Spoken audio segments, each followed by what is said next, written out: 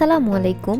নাদিয়াস কিচেনে সবাইকে স্বাগত জানাচ্ছি নতুন আরেকটি রেসিপি দেখার জন্য, আর সেটি হলো স্পাইসি বিফ কারি।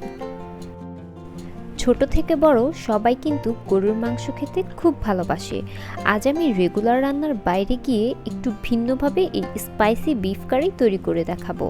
আশা করছি আমার আজকের রেসিপি আপনাদের খুব ভালো লাগবে, আর ভালো লাগলে অবশ্যই আমার চ্যানেলটি সাবস্ক্রাইব করে লাইক কমেন্ট দিয়ে আমার পাশে থাকবেন। তাহলে চলুন দেখে নেওয়া যাক মূল রেসিপিটি। আজকের এই স্পাইসি বিফ কারি তৈরি করার জন্য আমি এখানে 2 কেজি গরুর মাংস নিয়েছি, আর আমি মাংসগুলো হাড় চর্বি সহই নিয়েছি। আমি রেগুলার সাইজ থেকে একটু বড় করে কেটেছি, আপনারা চাইলে রেগুলার সাইজেও কাটতে পারেন। প্রথমেই আমি দিয়ে দিলাম লবণ আমার যতটুকু প্রয়োজন। এবার মরিচের গুঁড়া দিয়ে দিলাম 2 টেবিল চামচ। আপনারা অবশ্যই স্বাদ অনুযায়ী ঝালের পরিমাণটা বাড়িয়ে কমিয়ে নেবেন। হলুদের গুঁড়ো দিয়ে দিলাম 1 চা চামচ। ধনিয়ার গুঁড়া দিয়ে দিলাম 2 টেবিল চামচ। সেই সাথে দিয়ে দিচ্ছি 1.5 টেবিল চামচ জিরের গুঁড়া। দিয়ে দিচ্ছি 1/4 চা চামচ জয়ফল এবং জয়ত্রীর গুঁড়া। সেই সাথে অ্যাড করে দিব 2 টেবিল চামচ আদা বাটা এবং 2 টেবিল চামচ রসুন বাটা। টক দই দিয়ে দিচ্ছি আধা কাপের মতো। সেই সাথে দিয়ে দিচ্ছি আধা কাপ পেঁয়াজ বাটা। এখানে আমি একটা বড় সাইজের টমেটো কিউব করে কেটে নিয়েছি। যারা কখনো টমেটো কিংবা টক দই দিয়ে গরু বা মুরগির মাংস রান্না করে খাননি, তারা অবশ্যই এই রেসিপিটি ট্রাই করবেন। আশা করছি সবার ভালো লাগবে। এবার সবগুলো উপকরণ হাত দিয়ে খুব ভালোভাবে মেখে নিব। এই কাজটা কিন্তু অবশ্যই হাত দিয়েই করতে হবে, না হলে ম্যারিনেশনটা খুব ভালো হবে না। সবগুলো উপকরণ ভালোভাবে মেখে নিয়ে আমি আধা ঘন্টার জন্য এটাকে রেস্টে রেখে দিব। এই পর্যায়ে আমি ফোড়নের জন্য কিছু মশলা নিয়ে নিচ্ছি। প্রথমেই নিয়ে নিচ্ছি আধা চা চামচ মেথি, 3-4টে শুকনো মরিচ, আধা চা চামচ নিয়েছি আস্ত জিরা, 2টো তেজপাতা আমি এভাবে মাঝখান থেকে চিড়ে নিয়েছি। সেই সাথে দিয়ে দিচ্ছি 3-4 টুকরো দারুচিনি, 3টি আস্ত সবুজ এলাচ। সেই সাথে নিয়ে নিয়েছি 4-5টা লং এবং 5-6টা গোলমরিচ। এবার চুলায় একটি পাত্র বসিয়ে পাত্রটি সামান্য গরম হয়ে আসলে তাতে দিয়ে দিব আধা কাপ রান্নার রেগুলার তেল। আপনারা চাইলে এই রান্নাটি সরিষার তেলেও করতে পারেন, তবে আমি আজকে সয়াবিন তেল দিয়েই করছি। তেলটা গরম হয়ে আসলেই তেলে দিয়ে দিলাম আধা কাপ পরিমাণ পেঁয়াজ কুচি। সেই সাথে দিয়ে দিলাম ফোড়নের মশলাগুলো।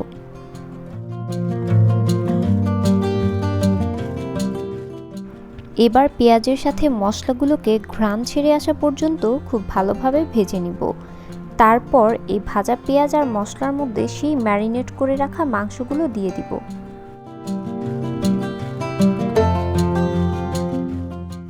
সবটুকু মাংস দিয়ে যে বাটিতে আমি মাংসটা ম্যারিনেট করে রেখেছিলাম, সেই বাটি ধুয়ে সামান্য পরিমাণ পানিও আমি মাংসের সাথে অ্যাড করে দিলাম।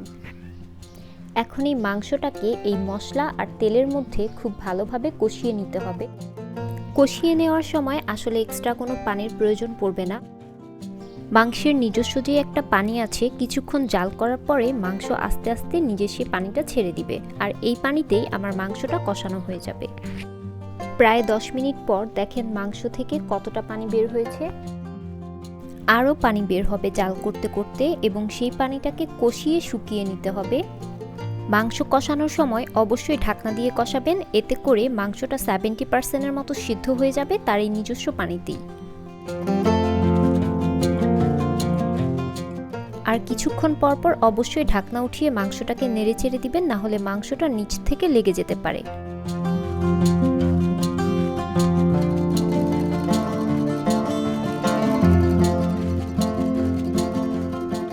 আমি প্রায় 45 মিনিটের মতো জাল করেছি, এবং এই পর্যায়ে মাংসের যে এক্সট্রা পানিটা ছিল সেটা শুকিয়ে গেছে।